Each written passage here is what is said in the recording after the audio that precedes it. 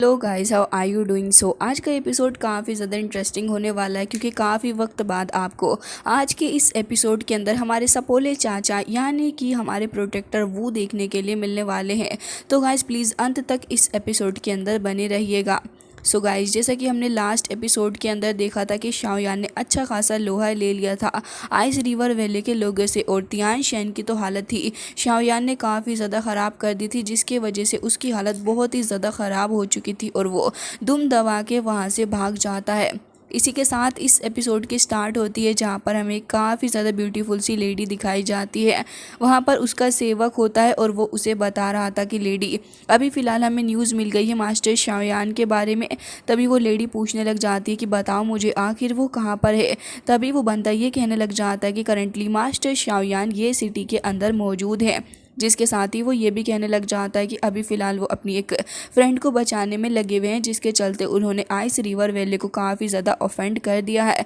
जिसके साथ वो ये भी कहने लग जाता है कि मुझे डर है इस बात का कि कहीं आइस रिवर वैली इस चीज़ का अच्छा खासा बदला ना ले। इसके अलावा एक चीज़ और है, अभी सोल पैलेस को भी रिसेंटली डांटा के अंदर देखा गया है। मुझे तो ऐसा लग रहा है कि अब कुछ काफ़ी बड़ा होने वाला है और मुझे लग रहा है कि मास्टर शाओयान के खिलाफ में हेट काफ़ी बढ़ रहा है। जिस जगह पर दो बंदे और आके अपीयर हो गए थे तभी वो उनसे कह रही होती है कि तुम लोग मुझे ये चैंग के अंदर लेके चलो पहले, और फिर उसके बाद वो ये भी कहने लग जाते हैं कि ठीक है मिस, जैसा आप हमसे कहें। और वो दोनों ही एल्डर अपनी पावर का इस्तेमाल करने लग गए थे। वो अपनी पावर का इस्तेमाल करते हुए एक एरे को बना रहे थे और तभी हमें देखने के लिए मिलता है कि लड़की मुस्कुराने लग गई थी और कह रही होती है कि शाओयान, शिनर तुम्हारे पास में वापस आ रही है और अगर कोई भी तुम्हें यहाँ पर टच करने की कोशिश करेगा तो फिर मैं उसकी धज्जियाँ उड़ा दूंगी। जिसके साथ ही अब वो काफ़ी ज़्यादा गुस्से में भी थी ये बात कहते हुए। हालांकि गाइस इसके बाद अब सीन वापस से ये फैमिली के अंदर ही शिफ्ट हो जाता है, जहां पर शाओयान ने लास्ट एपिसोड के अंदर उनसे दरख्वास्त की थी कि वो लोग उसे अपने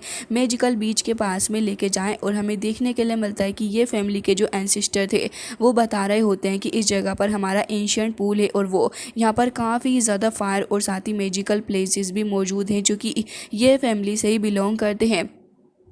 अब वो उनके पीछे पीछे चल रहा था। वो आगे ये भी बता रहे होते हैं कि यहाँ पर सारी की सारी सनलाइट भी गैदर होती है और यहाँ पर डीप एंशियंट एल्टर के अंदर में जो है काफ़ी सारी फ्लेम और अर्थ की जो कोर है वो फ्लोटिंग करती हुई है। तभी यहाँ पर शाओयान समझ गया था कि इस जगह पर सनलाइट की काफ़ी ज़्यादा एनर्जी है और ये एनर्जी उसके लिए काफ़ी ज़्यादा सही रहेगी और शाओयान इसे वेस्टर्न फायर कहकर बुलाता है। जिसके बाद अब वो एल्डर जो थे वो ये कहने लग जाते हैं, बट अनफॉर्चुनेटली मुझे ये नहीं समझ में आ रहा है कि इस वक्त काफ़ी ज़्यादा कम कोर फायर बाहर निकल के आती है, काफ़ी ज़्यादा अजीब है। जिसके साथ ही हमें देखने के लिए मिलता है यान हुओगो बीच के सामने ये लोग आके खड़े हो गए थे और हमें देखने के लिए मिलता है कि अब वो ये कहने लग जाते हैं कि मिस्टर शाओयान, अब आप प्लीज़ आगे बढ़िए और मैं समझता हूँ कि आप इसे कन्विंस करने के लायक हैं। जिसके बाद हमें दिखाई जाती है वो जगह, क्योंकि वो जगह बहुत ही ज़्यादा ख़तरनाक थी और वहाँ से काफ़ी सारी एनर्जी भी फ़्लो होती हुई हमें साफ नज़र आ रही होती है। यहाँ पर काफ़ी सारे पिलर्स वगैरह मौजूद थे और पिलर के अंदर ढेर सारी एनर्जी ऐसे ही आसपास में फ़्लो हो रही होती है। जिसके बाद अब हम देखते हैं कि यहाँ पर एरिना का जो मेन हिस्सा था वहाँ पर शाओयान, लिटिल फेरी डॉक्टर दीमोजी और साथ ही मास्टर तियान हुओ भी आगे खड़े हो जाते हैं और ये सारे लोग थोड़ा आसपास देख रहे होते हैं क्योंकि आसपास एनर्जी बहुत ही ज़्यादा थी। तभी शाओयान कह रहा होता है कि इंडीड ये अर्थ की बहुत ही ज़्यादा हॉटेस्ट एंड प्योरेस्ट जगह है जहाँ पर ये एनर्जी प्रोड्यूस हो रही है। और तभी शाओयान इस जगह को देखते हुए ये भी कह रहा होता है कि वैसे ये जगह वाकई में काफ़ी ज़्यादा प्योर है और हमारे काम की भी है। जिसके बाद शाओयान तियान हो से ये कहने लग जाता है कि सीनियर, मैं यहाँ पर रह के अभी फ़िलहाल हेल्प करने वाला हूँ लिटिल फेरी डॉक्टर की, तो मैं आपसे ये आशा करता हूँ कि आप और शक्तिमान दोनों ही बाहर की तरफ को चले जाइए ताकि मैं यहाँ पर इस प्रोसेस को कर सकूं और अगर बाहर कोई भी ख़तरा आएगा तो मैं आपसे ये उम्मीद करता हूँ कि वो तुरंत ही टल जाएगा। तभी यहाँ पर मास्टर तियान को कहने लग जाते हैं कि हाँ तुम बिल्कुल भी फिक्र मत करो, मैं डीमन पपेट को अपने साथ में लेकर जा रहा हूँ। जिसके साथ ही वो ये भी कहते हैं कि अब तुम्हें कोई भी डिस्टर्ब नहीं करेगा, मैं तुम लोगों को यहाँ पर अकेला छोड़ता हूँ। जिसके बाद वो शक्तिमान दोनों ही ऊपर की तरफ को चले गए थे और हमें देखने के लिए मिलता है कि यहाँ पर जैसे ही वो लोग चले जाते हैं तब शाओयान ये कहने लग जाता है कि लिटिल फेरी डॉक्टर, तुम्हें भी ऐसा फील नहीं हो रहा कि मास्टर तियानो की पर्सनैलिटी अब काफ़ी ज़्यादा बदल चुकी है, बल्कि पहले से काफ़ी अलग लग रही है। तभी यहाँ पर अपनी लिटिल फेरी डॉक्टर शाओयान को बता रही होती है कि हाँ हो सकता है कि शायद अपीयरेंस की वजह से ऐसा कुछ हो शाओयान। जिसके बाद हमें देखने को मिलता है कि यहाँ पर अब शाओयान भी सब कुछ देख रहा था, क्योंकि मास्टर तियानहो की पर्सनैलिटी पहले काफ़ी ज़्यादा चुलबुली हुआ करती थी और वो हर बात में कुछ ना कुछ पंच लाइन वगैरह क्रैक किया करते थे, लेकिन अब वो काफ़ी ज़्यादा शांत नज़र आ रहे हैं। अब हमें देखने के लिए मिलता है कि यहाँ पर दूसरी साइड आइस रिवर वैली का सीन दिखाया जाता है, जहाँ पर हमारे मांस कम हड्डी ज़्यादा वाले चाचा खड़े हुए होते हैं और वो यहाँ पर काफ़ी ज़्यादा घबरा रहे थे, क्योंकि यहाँ पर लॉर्ड बिंग के सामने जो वो मौजूद होते हैं और कह रहे थे कि वहाँ पर हमारे साथ में बहुत ही ज़्यादा गलत हुआ है। और तभी यहाँ पर लॉर्ड बिंग, जो कि काफ़ी ज़्यादा गुस्से में था, वो ये कह रहा होता है कि अच्छा फ़िलहाल मुझे ये बताओ कि तुम इतने सारे लोग गए थे और अब सिर्फ एक ही इंसान वापस आ रहा है, वो भी तुम जैसा। जिसके साथ ही अब वो ये कहने लग जाते हैं कि तुम्हारी एक्सप्लेनेशन यही है शायद आइस रिवर वैली के मास्टर के लिए। लेकिन भाई साहब बुढ़ाऊ काफ़ी ज़्यादा डर रहे होते हैं और कह रहे थे कि मैं आपसे क्या ही बताऊं, लेकिन वो काफ़ी ज़्यादा पावरफुल थे, इसमें मेरी कोई भी गलती नहीं है। हालांकि लॉर्ड बिंग को उसकी सारी बातों पे काफ़ी ज़्यादा खुन्नस चढ़ रही होती है और तभी यहाँ पर वो इस सारी मैटर को घुमाने के लिए अब ये कहने लग जाते हैं कि उन सारे लोगों में एक दाउजन लेवल का भी स्ट्रॉन्ग मैन था, इस वजह से मैं उसके सामने नहीं टिक सका। लेकिन इस सब के बावजूद भी यहाँ पर इन सारे लोगों को कोई भी असर नहीं पड़ रहा होता है कि यहाँ पर ये चाचा क्या बोल रहे हैं, और सभी ये कहने लग जाते हैं कि अच्छा तो वहाँ पर दाऊजुन का स्टार भी था, ये तो चलो बात में तुम्हारी समझ पा रहा हूँ। लेकिन तभी एल्डर ये कहने लग जाते हैं कि ये तो मेरी एबिलिटी थी कि मैं यहाँ पर वापस बच के आ गया, क्योंकि उस बंदे के पास में स्पेस कंट्रोल करने तक की एबिलिटी भी मौजूद थी। लेकिन तभी यहाँ पर लॉर्ड बिंग को काफ़ी गुस्सा आता है और वो एक माइनर सा अटैक कर देता है, जिस माइनर से अटैक से ये चाचा उड़ के थोड़ा सा दूर चले जाते हैं, जिसके साथ ही अब वो धरती पे पड़े हुए थे। और हमें देखने के लिए मिलता है कि सेकंड एल्डर अब लॉर्ड बिंग से इसके बारे में बात करने लग जाता है और यहाँ पर लॉर्ड बिंग भी यही कह रहा होता है कि आखिर यहाँ पे सब कुछ चल क्या रहा है। तब यहाँ पर वो गिड़गिड़ाते हुए एक बार फिर से वापस आ जाते हैं और कह रहे थे कि सच में सुबॉर्डिनेट को इसके बारे में कुछ भी नहीं पता है। इस बात पर वो एक बार फिर से अपना एक माइनर सा अटैक करता है, लेकिन ये अटैक इस बार काफ़ी ज़्यादा पावरफुल था और हमें देखने के लिए मिलता है कि यहाँ पर हमारे हड्डी चाचा जो होते हैं इनकी हालत बहुत ही ज़्यादा ख़राब हो चुकी थी, क्योंकि ये फ्रीज़ हो रहे होते हैं और कह रहे थे कि प्लीज़ मास्टर मेरी लाइफ को प्लीज़ बख्श दीजिए, मैं आपसे इस चीज़ की दरख्वास्त करता हूँ। तभी लॉर्ड बिंग को इससे कोई भी फ़र्क नहीं पड़ रहा था। भाई साहब उनके कान पर तो बीन बजाते रहे, उन्हें क्या ही फ़र्क पड़ रहा है। लेकिन इतनी ही देर में यहाँ पर कुछ red and black aura gather होने लग जाता है और जैसे ही इतना ज़्यादा पावरफुल ऑरा आसपास के खड़े हुए लोग देखते हैं, वो तुरंत ही पीछे को हटने लग गए थे, क्योंकि हमें देखने के लिए मिलता है कि यहाँ पर आ चुके थे हमारे नेवड़े चाचा, मतलब कि यहाँ पर प्रोटेक्टर वो आ चुके होते हैं और ये कह रहे थे कि वाकई में आइस रिवर वैली के जो मास्टर हैं वो अपनी रेपुटेशन को बहुत ही अच्छे से निभा रहे हैं। जिसके साथ ही वो ये भी समझ गया था कि ये तो कोई और नहीं बल्कि नेवड़ा प्रोटेक्टर वो ही है। जिसके साथ ही वो ये कह रहे होते हैं कि सोल पैलेस के गेस्ट हमारे यहाँ पर काफ़ी ज़्यादा रेयर हैं। तभी ये नेवड़ा आगे बढ़ जाता है और कह रहा होता है कि हाँ बिल्कुल, मुझे आपसे इसके बारे में कुछ बात करनी है। दरअसल जिस लड़की का तुमने टारगेट बनाया हुआ है उन सारे लोगों में से मेरा भी एक टारगेट है और मैं चाहता हूँ कि तुम लोगों के साथ में मैं मिलके उस बंदे को पकड़ लूँ। जिसके साथ ही नेवड़ा सामने आके खड़ा हो गया था और काफ़ी ज़्यादा टेंशन में खड़ा हुआ होता है और कह रहा था कि इसके बारे में आप क्या सोचते हैं लॉर्ड बिंग।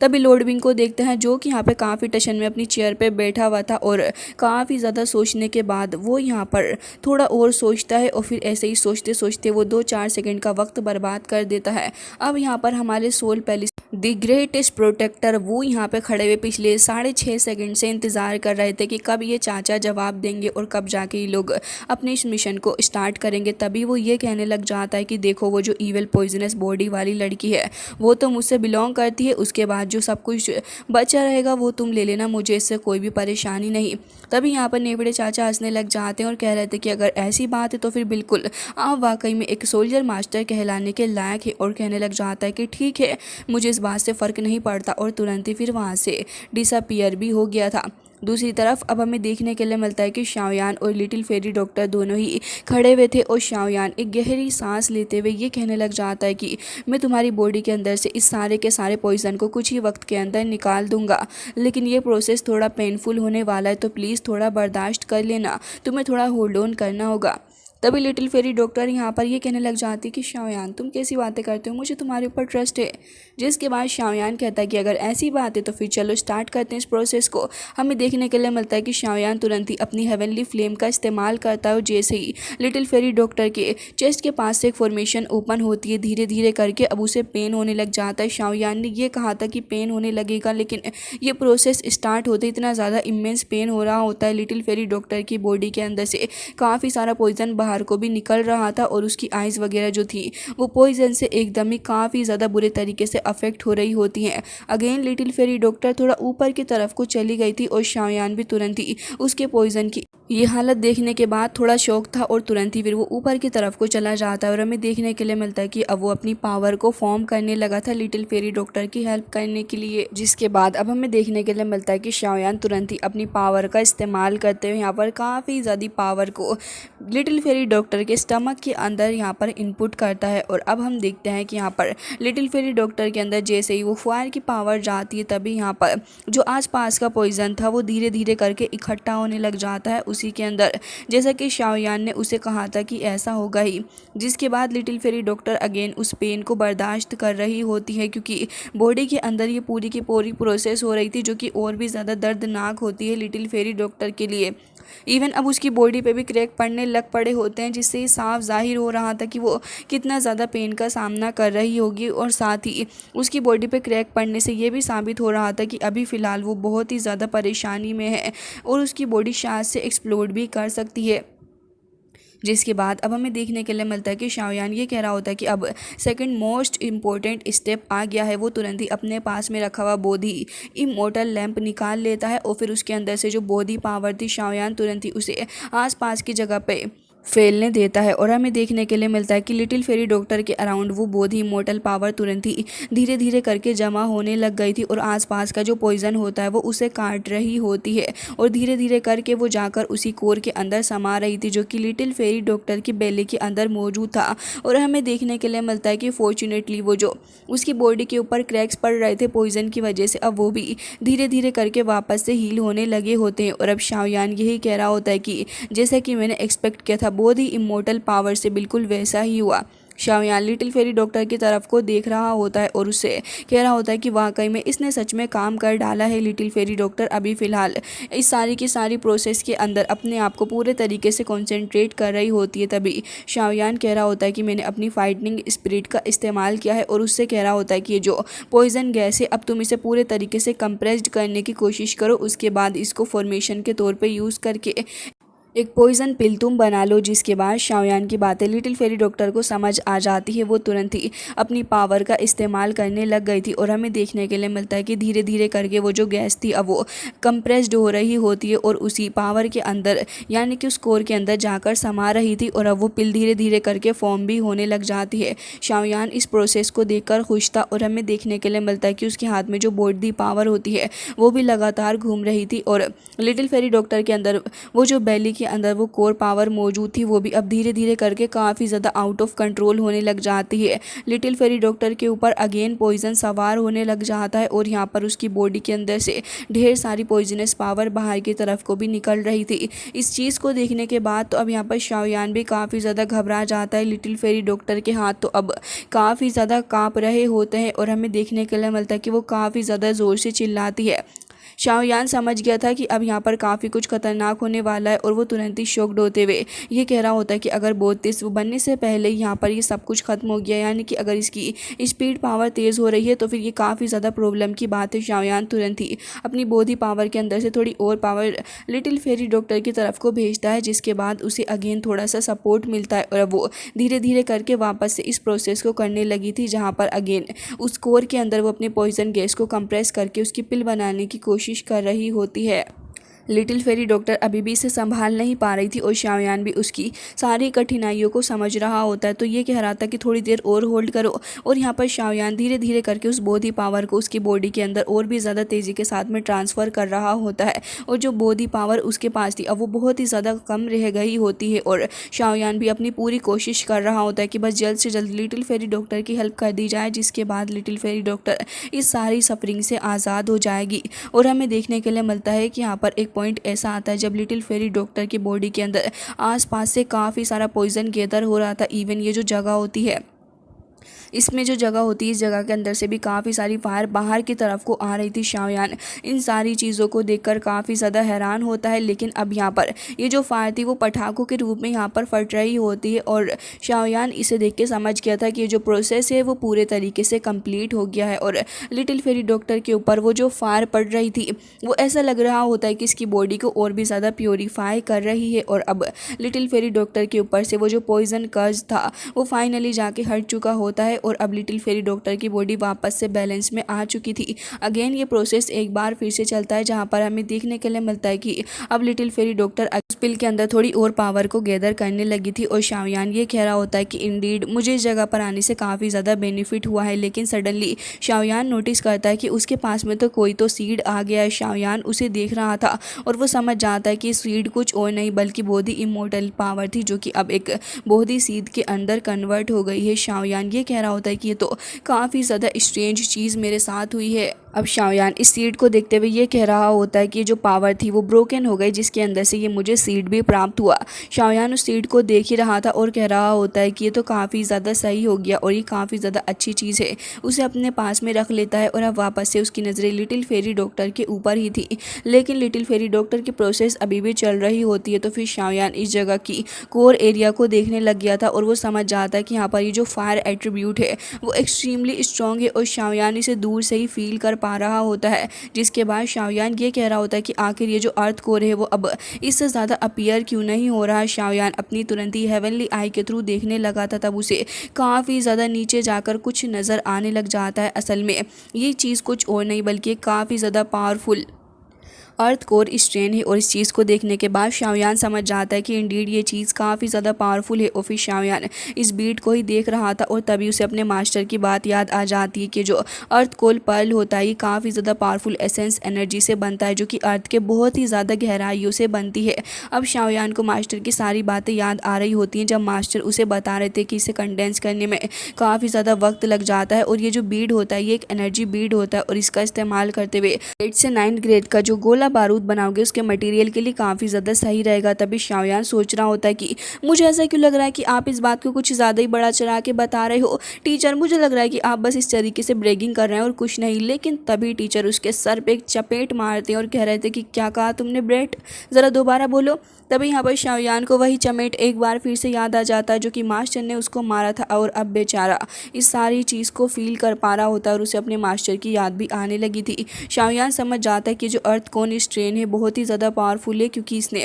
काफ़ी सारी पावर को अपने अंदर कंटेन किया है। शाओयान तुरंत ही अपनी हेवनली फायर का इस्तेमाल करने लग जाता है, जिसके बाद ये सिटी का सीन देखते हैं। धीरे धीरे करके यहाँ पर काफ़ी सारी आइस पड़ने लग गई थी। ये लोगों के लिए काफ़ी ज़्यादा अनयूजुअल था। लोग यही देख रहे होते हैं कि आखिर ये हो क्या रहा है, तो उनकी नज़र पड़ जाती है कि स्काई के अंदर तो अब यहाँ पर आइस रिवर वैली के जो एल्डर्स वगैरह हैं वो काफ़ी तेज़ी से ये फैमिली की तरफ ही बढ़ रहे हैं। लोग समझ जाते हैं कि यहाँ पर एक बहुत ही बड़ा खतरा उनके सामने आ गया है। दूसरी तरफ शाओयान को देखते हैं जो कि तुरंत ही अपनी हेवनली फायर का इस्तेमाल करते हुए इस बीट को कनेक्ट करने लग गया था अपनी स्ट्रेंज पावर के साथ में। और तुरंत ही शाओयान कह रहा होता है कि मुझे इसे बाहर लेके आना ही होगा और अपनी पावर का इस्तेमाल करते हुए इसको बाहर खींच के लेके भी आ जाता है। और अब जैसे ये अर्थ कोर स्ट्रेन बाहर आता है तभी ये जो तीनों पिलर होते हैं उनके अंदर से काफ़ी सारी एनर्जी बाहर की तरफ को प्रोड्यूस हो रही थी। शाओयान समझ जाता है कि जो अर्थ कोर स्ट्रेन है काफ़ी ज़्यादा पावर को अपने अंदर एब्जॉर्व कर रहा था और ये फायर फ्लेम्स है। जिसके बाद शाओयान को ये भी समझ आता है कि कोई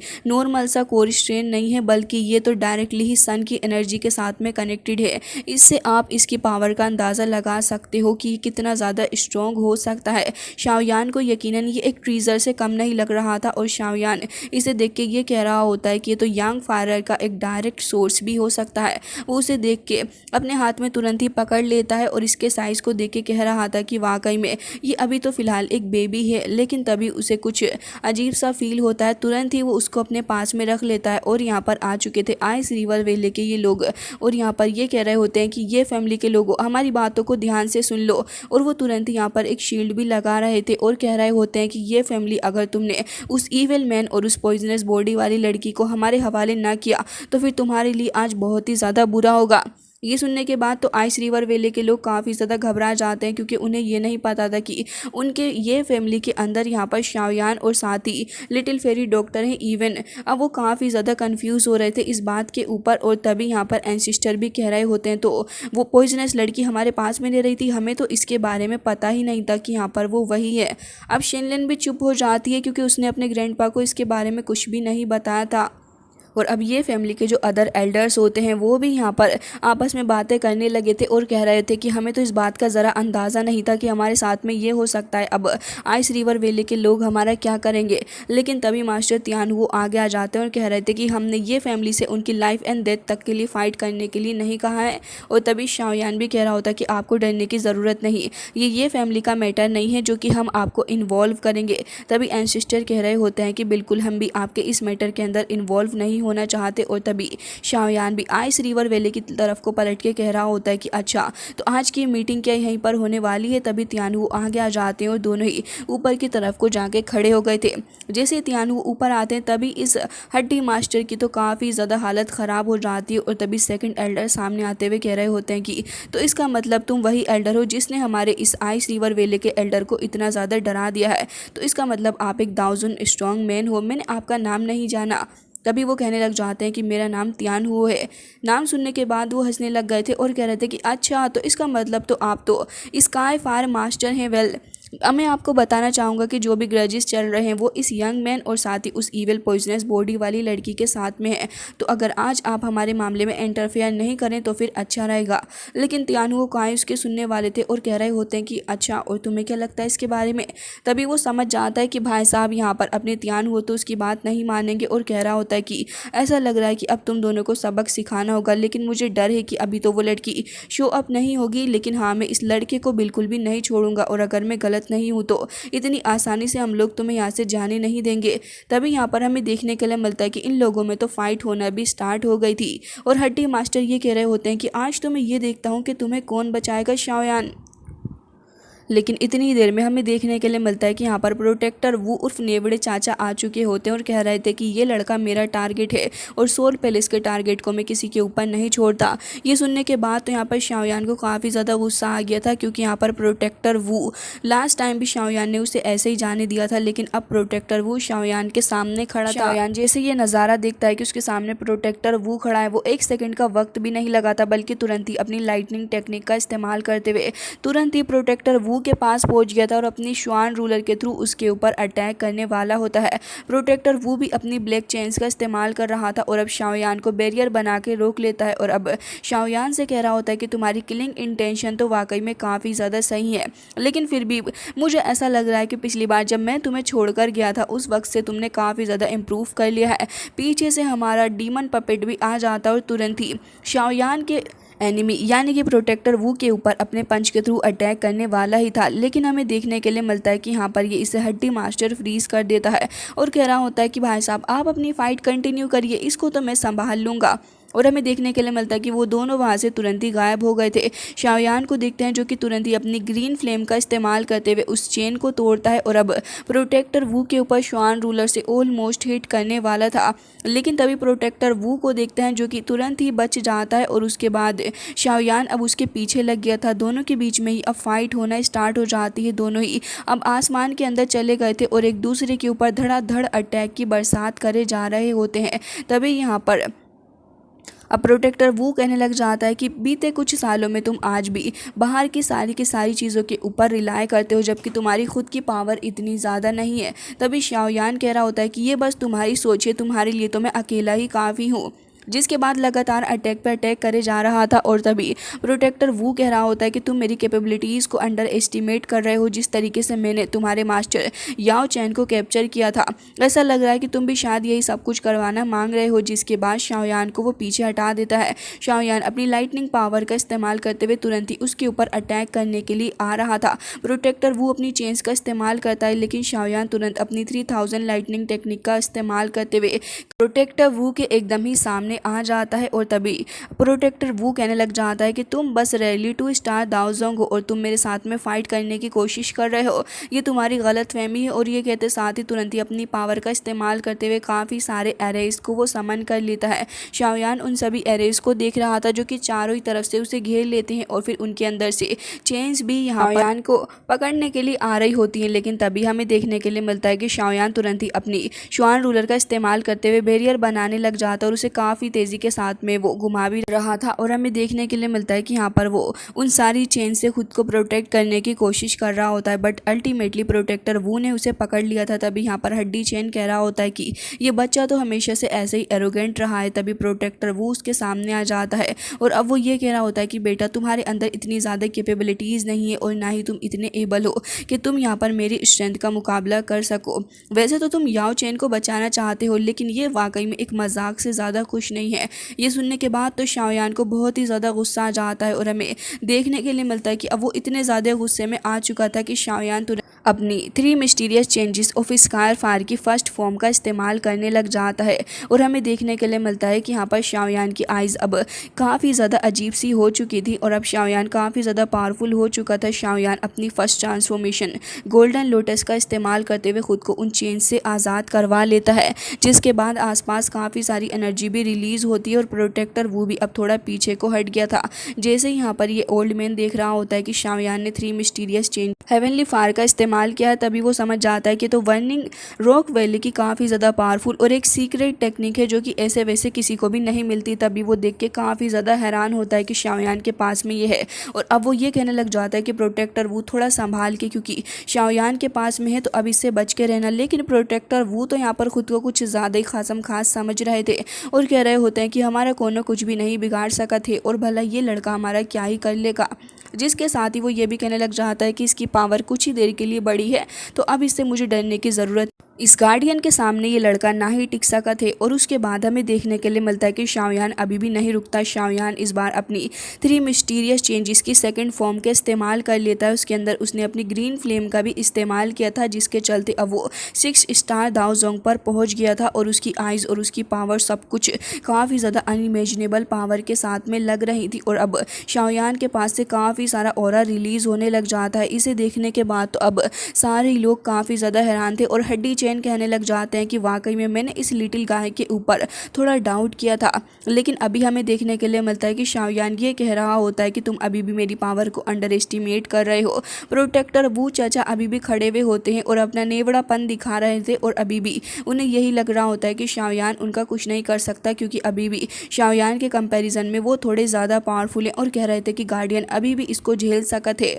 लेकिन अब यहाँ पर उनका खेल ख़त्म होने वाला था, क्योंकि गाइज इस बार शाओयान इस्तेमाल करने वाला था अपनी एक और काफ़ी ज़्यादा खतरनाक टेक्निक। आसपास से काफ़ी सारी बोन चिलिंग फ्लेम गैदर हो रही होती है और ये पावर देखने के बाद तो यहाँ पर तियान हुए भी रुक जाते हैं और बाकी सारे लोग भी इस चीज़ को देखकर रुक चुके थे। असल में प्रोटेक्टर वो भी इस चीज़ को देखने के बाद ये कह रहे होते हैं कि ये तो इम्पॉसिबल है, ये नहीं हो सकता। शाओयान को देखते हैं जिसकी बॉडी धीरे धीरे करके और भी ज़्यादा ऊपर की तरफ को जा रही थी और सारे ही लोग अब शाओयान को देख रहे होते हैं, क्योंकि उन्होंने ये चीज़ एक्सपेक्ट नहीं की थी कि शाओयान इतना ज़्यादा स्ट्रॉन्ग भी हो सकता है कि वो अपनी 3 mysterious changes of heavenly fire को उसके 3rd लेवल तक भी लेके जा सकता है। और उसने इस बार इसके अंदर बोन चिलिंग फ्लेम को भी कंबाइन कर लिया था, जिससे कि अब शाओयान अपने 7 स्टार दाओजोंग पर पहुंच जाता है। और यहाँ पर शाओयान का जलवा तब देखने के लिए मिलता है जब शाओयान की ट्रांसफॉर्मेशन पूरे तरीके से कंप्लीट हो गई थी। हमें देखने के लिए मिलता है कि काफ़ी सारे आइस क्रिस्टल शाओयान की बॉडी के पास आ जाते हैं और अब शाओयान की हेयर जो थे वो वापस से ग्रे हो जाते हैं और अब शाओयान पूरे तरीके से प्रोटेक्टर वू से फाइट करने के लिए रेडी था। और अब वो अपनी आइज़ के थ्रू उसे देख रहा होता है। उसकी आइज़ के अंदर से भी कुछ स्मोक निकल रहा होता है और उसकी ट्रांसफॉर्मेशन एकदम ही खास लग रही थी। तो गाइज़ अब आपका क्या कहना है इस एपिसोड को देखने के बाद? आपको क्या लगता है कि शाओयान अपनी इस पावर का इस्तेमाल करने के बाद अपने इस नेवड़े प्रोटेक्टर वू का क्या हाल कर सकता है? कमेंट करके ज़रूर से इस एपिसोड के बारे में बताइएगा। मैं मिलती हूँ आपसे नेक्स्ट वीडियो में, तब तक के लिए bye bye, take care of yourself.